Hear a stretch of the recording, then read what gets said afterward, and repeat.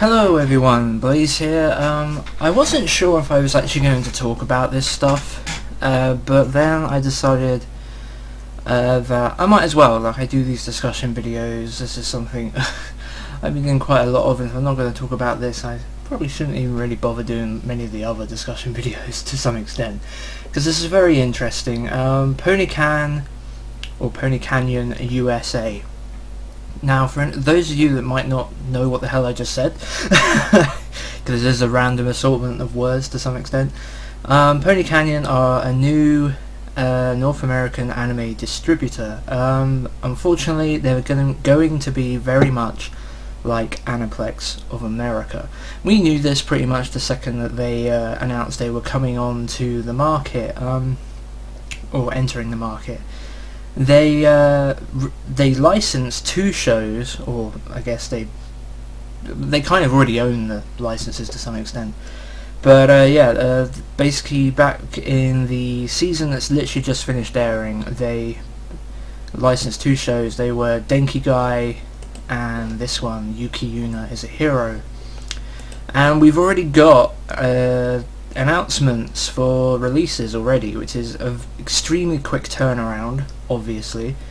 We're used to waiting at least 18 months with a Sentai and a Funimation release, but this one is very quick. It's literally coming out a month after the show finished airing, essentially. Or 2 months, I guess. But they've signed a distribution deal with Right Stuff, so that they're already going to be able to buy their stuff from Right Stuff and any Right Stuff partners. But yeah, you'll only be able to buy that stuff from them, so you won't be getting this stuff on Amazon, etc. And that's quite obvious why that is. It's because they don't want people in Japan reverse importing and all that crap. So so they're like Aniplex of America, which means their pricing is horrendous for what you actually get. So here we have the first volume of Denki Guy, which I believe was a 12 episode show. It was certainly a 1-core show. It was either 12 or 13. I have watched half of it with Rock Govitachi, and it's a pretty fun comedy, slightly reminiscent of like a Genshin thing. It's a comedy like where all these employees that work in a store in, I don't think it is Akihabara. It might be. I actually can't remember. But a manga store in a very otaku district, shall we say, in Japan, shopping or whatever. So yeah, and it's a pretty funny comedy. There's some great characters.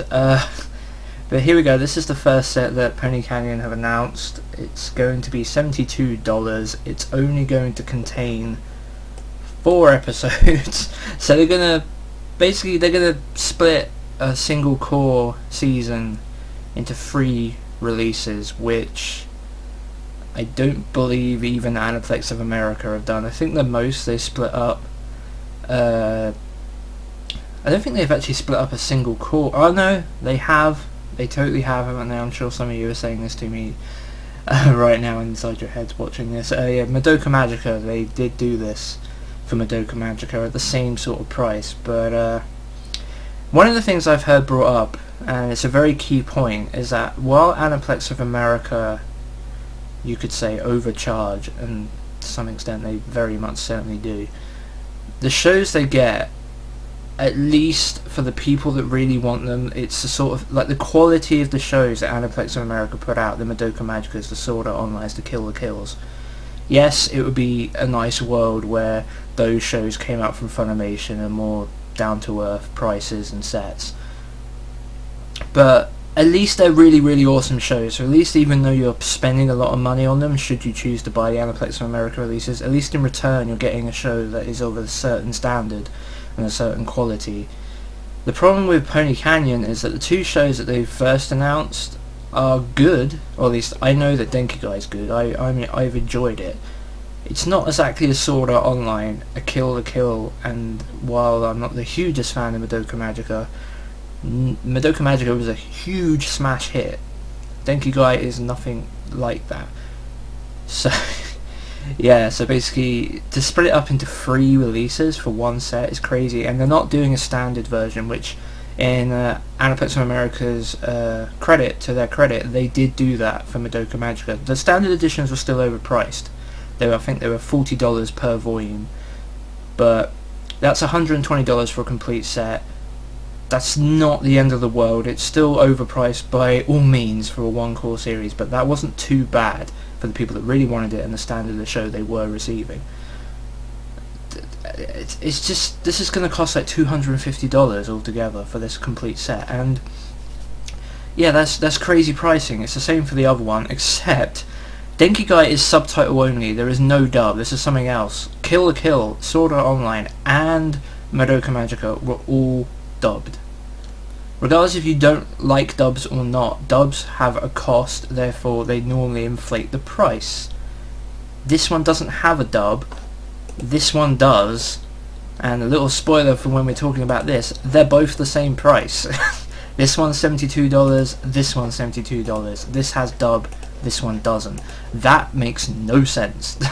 This should be, immediately it should be reduced by $15 to $20 without a dub, in my opinion. Like, this should be somewhere close to $50. I don't get it. I really don't get it. I think Pony Canyon have come in and expected to follow Aniplex of America's relative success, and I don't think they're going to. I think this could be a very quick company. I think they might not be around very long. But anyway, let's go further into what you actually get with this set, because they have tried to make it as deluxe as possible. So you're getting the Blu-ray, the DVD, a character song CD, which normally only contains about 4 songs, like it's not that big a deal. Texas opening and endings, ooh, and TV commercial collections. Again, nothing exactly that amazing. So then there's also this booklet thing. Yeah, it's a booklet thing of some sort, and I assume these might be art cards or maybe the front and back cover of the booklet. But anyway, one of the weirdest things is the case. The case is the size of an NIS America set, but it's just a normal plastic DVD. It's DVD case. It's really weird. So here we go. Exclusive Mega Tool size dodeca disc case. I wonder if dodeca is like a Japanese phrase for like double decker. It's just my guess. It's a complete guess. It's just a guess. But anyway, yeah, so this is what it's going to look like, this double-sized DVD case, which of course will amplify the artwork, which is cool, but the artwork's not exactly overly amazing. It's the sort of thing you might see on a cheap poster you get with a magazine, like in Japan. It's not exactly amazing key art here. It's interesting, I guess, to some extent, but it's not blowing me away by any means, and yeah. Plus I'm a little bit confused when it says here front and back. So I'm guessing then that means the top image, sorry, the front cover, at least the one that comes with on the front, I guess, whatever, is going to be not a wraparound image like the inside. Which I've only just realised. That's why it took me a while to get that out. But yeah, that's not that great either. I thought this was going to be 2 wraparound images, but obviously it's not. And it's so. Basically, when you stand an NIS set, the old premium editions I'm talking about, when you stand them up like this, basically you get the size of when you put the 2 Finpat DVD cases in, they go on their side and they go like this. This won't be as wide as an NIS set, I presume, probably. If it's as tall as an NIS set but not as wide, like that tall but not that wide or whatever, that's going to look really weird. It's just going to look weird. I don't like it. And the advantage of NIS American Premium Editions before was that this isn't going to come with a slipcover, so you're only going to be able to display it or store it one way, which is like a standard DVD with the spine and etc.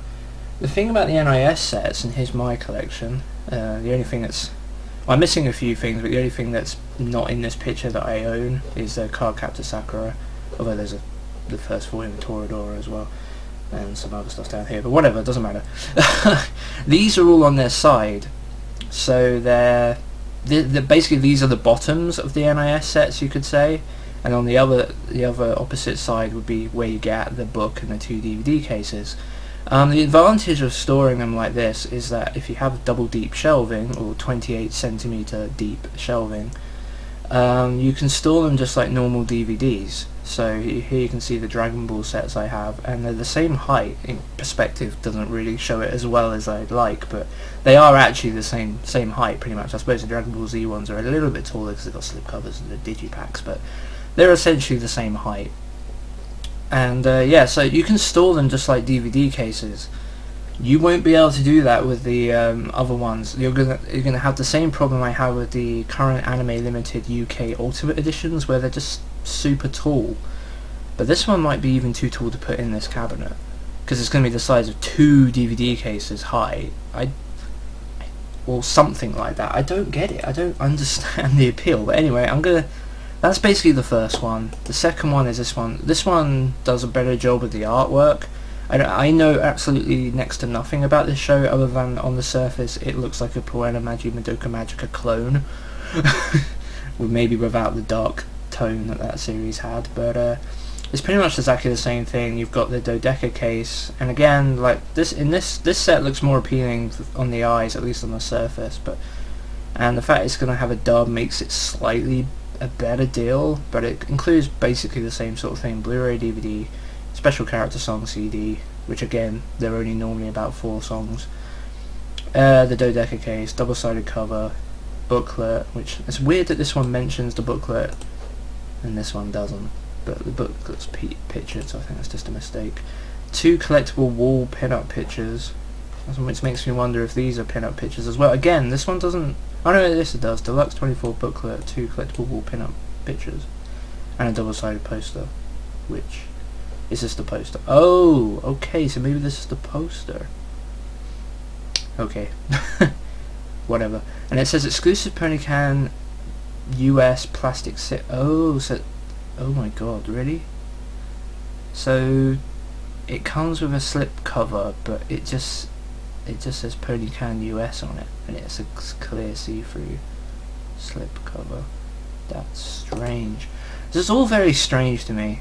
I am very curious. I think it's not the greatest deal in the world, but I am very curious. I did like this show, so I may cave on this show, but I have other priorities, and it's not going to be easy to get a hold of either. So, but yeah, this one's dubbed. The packaging's much nicer. This one doesn't mention anything about the. Oh, yes, it does. It's just not pictured. But yeah, again, just 4 episodes at $72. It's I'm really interested to know what you guys think. What do you guys think about PonyCan USA? Like, this is the second wave we've had of a premium Japanese company basically releasing stuff in America. We had Aniplex of America have done really well, but they have a certain standard of shows that a lot of fans just couldn't go without, me included. This PonyCan just don't seem to have the same quality of shows. So yeah, it's interesting. I know they're not actually the first 2 companies I see. There's also Bandai Visual, who did the Freedom Blu-ray box set. They put out a Yuki Kaze box set, Jinro, the Wolf Brigade Blu-ray box set, and they also put out the Pat Labor movie collector's editions. So those were very, very premium releases, and they didn't last very long either in the end. I can't remember if they were better priced. I think they might have been. Certainly better than most of the Aniplex stuff. Because I've been annoyed with Aniplex of America recently. Their treatment of Silver Spoon is just... I hate it. I hate the way they handle one of the best shows from 2013 and into 2014. But yeah, that's everything. I could go on for longer, but I've pretty much said my point. I think probably more than once. Yeah, I'm very. I don't like these sort of companies. There's the collector side of me that looks at this stuff and goes, "Ooh, pretty, must have." It's all filler and fluff. There's nothing particularly. I mean, I doubt I'd even probably use half of this stuff, you know. It's one of those things. But Denki Guy, out of the 2, even without the dub, Denki Guy's the one I'm interested in, so that's the one I might go for, and we'll see how that turns out. So I'll see you next time, guys.